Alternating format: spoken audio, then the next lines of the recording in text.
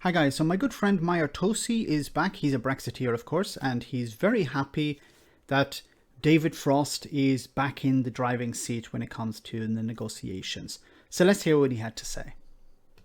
Guess who's back? David Frost is back. Lord Frost, who was the chief negotiator for Brexit, now has a new job. He's now joining Boris Johnson's actual cabinet and government. So this is actually quite interesting because he's had a number of roles recently, but he's now becoming a cabinet office minister to take control of the post-Brexit Britain and this UK-EU relations. This is actually very good because not only his... Wait a minute, this is very good. How is this very good? He's an unelected bureaucrat. I thought Brexiteers were sick and tired of unelected bureaucrats. Now you're happy that an unelected bureaucrat has a cabinet office position. How is that possible? Once again, Brexiteers have been saying for years, we need to leave the European Union. We need to get away from unelected bureaucrats telling us what to do or controlling our lives. And now he's celebrating the fact that an unelected bureaucrat is a cabinet minister. At least Michael Gove was elected. Who elected David Frost? Familiar with this job. He's actually proven to be very, very skillful. So he's proven himself skillful. How has he? What has David Frost achieved? Please give me some examples of what David Frost has achieved. Because if you look at what has the result, well, the fishermen are not happy for two reasons. One reason is that they're not able to sell their fish.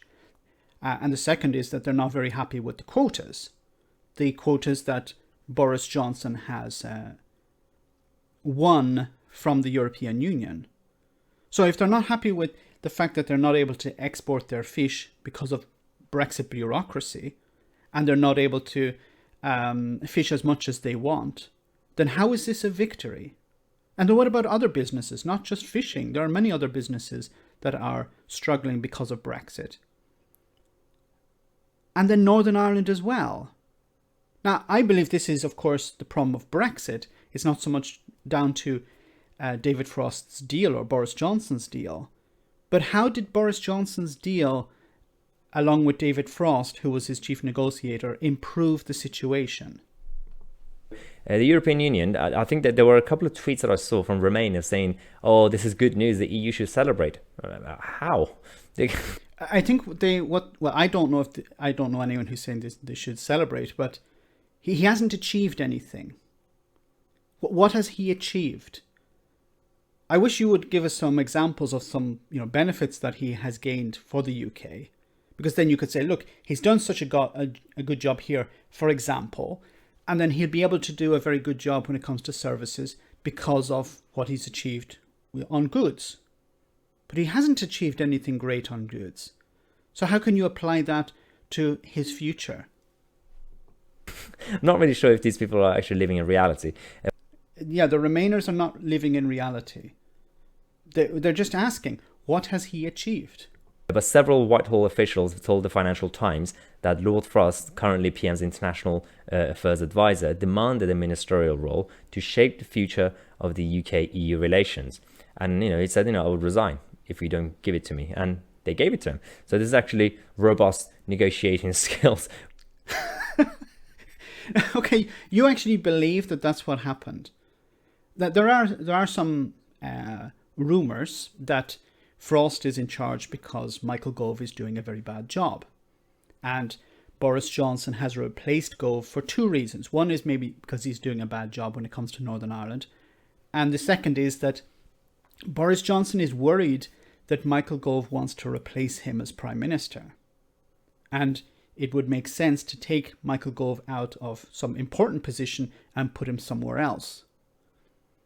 To clip his wings, in a sense.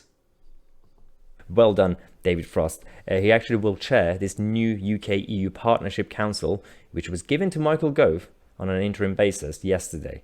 So he's basically taking Michael Gove's role. Frost is very close to the Prime Minister.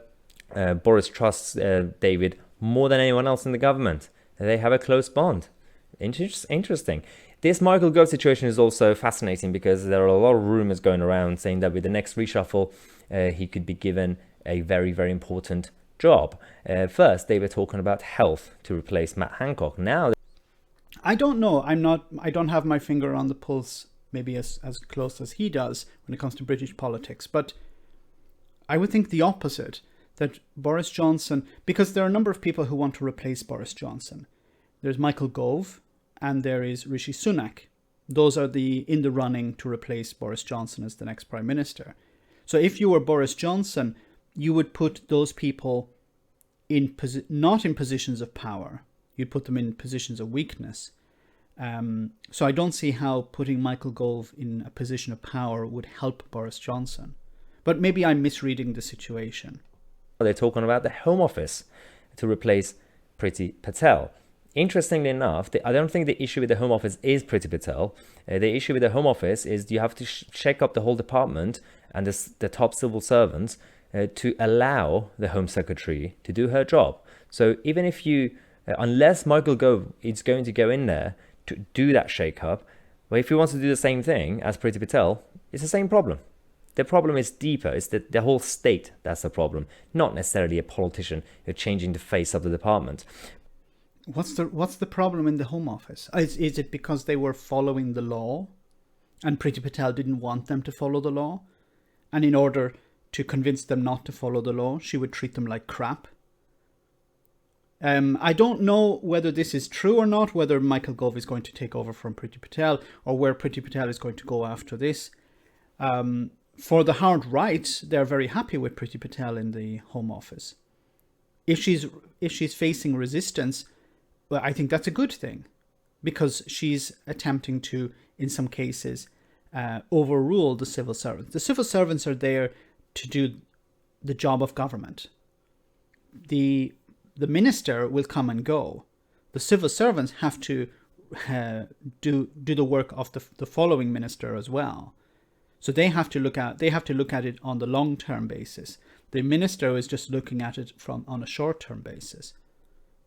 But this news about Lord Frost is actually very good. There seems to be, again, according to Sebastian Payne of Financial Times, there seems to have been a real Whitehall bonfight over the last 24 hours. Some government officials have said that Lord Frost was unhappy with government's interim role, and he actually wants to do a lot more. And apparently he will be doing a lot more from the 1st of March. Only a couple of weeks to go until he actually starts his job, which is good news. So congratulations to Lord Frost on it.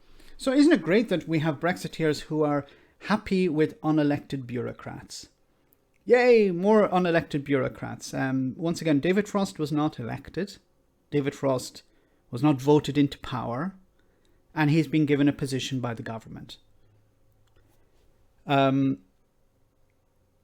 don't think David Frost is actually going to make anything better. He hasn't achieved anything. Maybe we could see a list of his achievements, and then we could say, once again, he has achieved X, then that means he'll be able to achieve Y when he's with the later negotiations with the European Union in regard to some sort of trade deal on services. But I haven't seen any evidence to support the idea that David Frost has acted as a great negotiator. He's a Brexiteer. He believes in Brexit, but that doesn't mean that he's automatically a good negotiator. Let me know in the comment section, guys, what you think. As always, your comments are greatly appreciated. Thanks a lot.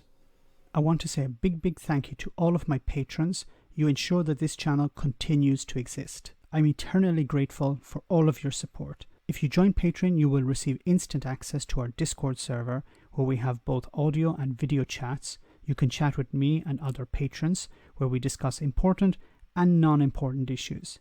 Becoming a patron per month costs about the same as a large coffee, so why not check it out?